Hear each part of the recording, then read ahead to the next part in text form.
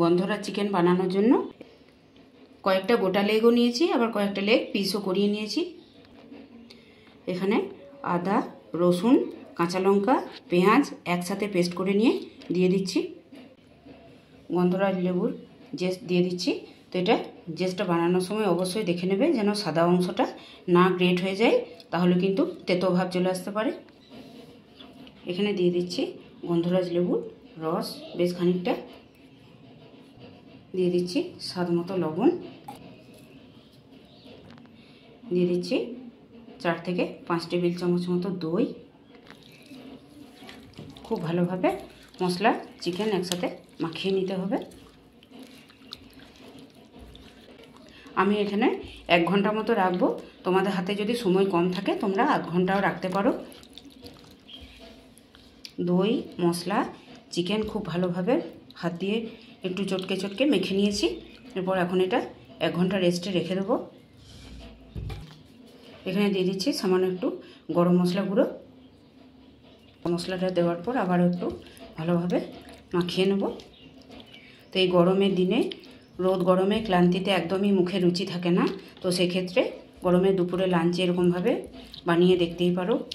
গন্ধরাজ chicken দুর্দান্ত লাগে, শরীরে একটা এনার্জি আসে, মুখে রুচি ফেরে। একঘেয়ে চিকেন না বানিয়ে একবার এরকমভাবেও বানিয়ে দেখো, দুর্দান্ত লাগে। 1 ঘন্টা পর ফিরে এলাম। চিকেনটা এদিকে ম্যারিনেটও হয়ে গেছে। আর রেসিপিটা করার জন্য আমি গ্যাস জেলে কড়াই বসিয়ে দিয়েছি। সরষের তেল গরম হয়ে গেছে। এখন দিয়ে দিচ্ছি 1 মুঠো কুচি করে রাখা পেঁয়াজ।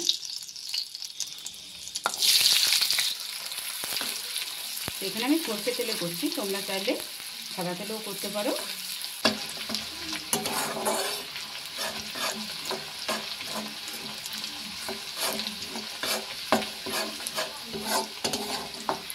খুব ভালোভাবে পেঁয়াজটা ভেজে নিতে হবে। পেঁয়াজটা একদম বেরেস্তা করে ভেজে নিয়েছি, এখন ছেঁকে তুলে নেব।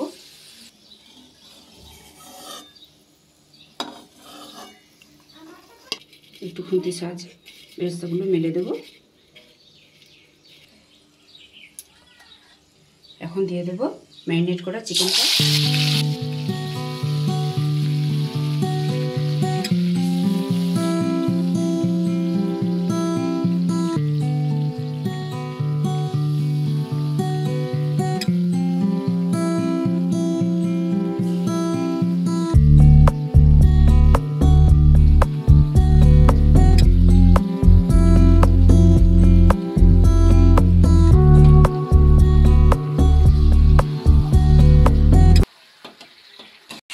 ভালোভাবে চিকেনটা কষিয়ে নিয়েছি।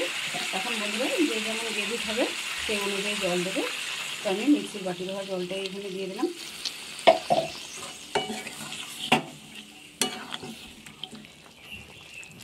এর মধ্যে আমি কোনো রকম হলুদ ব্যবহার করব না, এটা এরকম সাদা গ্রেভি থাকবে। আর তার মধ্যে দিয়ে দিচ্ছি 2 গন্ধরাজ লেবু স্লাইস। এখন এর মধ্যে দিয়ে দিচ্ছি গোটা 4 কাঁচা লঙ্কা। তো আবারও আমি এটা 10 মিনিটের জন্য কম আঁচে বসিয়ে রাখবো, এতে করে চিকেনটা খুব ভালোভাবে সেদ্ধও হয়ে যাবে।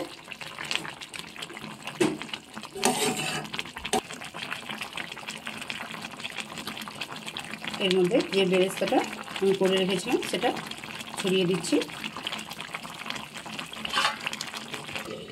কম আঁচ করে 10 মিনিটের জন্য বসিয়ে রাখলাম। ফিরে এলাম আবারও 10 মিনিট পর। গন্ধরাজ চিকেন অলমোস্ট ডান। ঢাকাটা খোলার সাথে সাথে দুর্দান্ত একটা সুগন্ধ বেরিয়ে আসছে, মন প্রাণ একদম তরতাজা হয়ে যাচ্ছে বন্ধুরা। স্বাদের ব্যালেন্সের জন্য সামান্য একটু চিনি দিয়ে একটু নেড়ে নেব।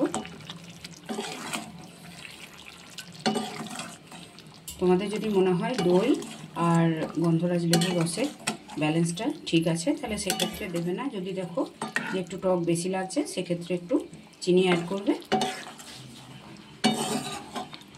আর এটা খুব বেশি ঝোল আমি রাখবো না, তো তোমরা যদি একটু বেশি ঝোলঝোলে খেতে চাও অবশ্যই একটু জল দিয়ে গ্রেভিটা কমিয়ে নেবে। তো গন্ধরাজ চিকেন একদম রেডি। যে বেরেস্তাগুলো করে রেখেছিলাম ওর মধ্যে ছড়িয়ে দিচ্ছি উপর থেকে।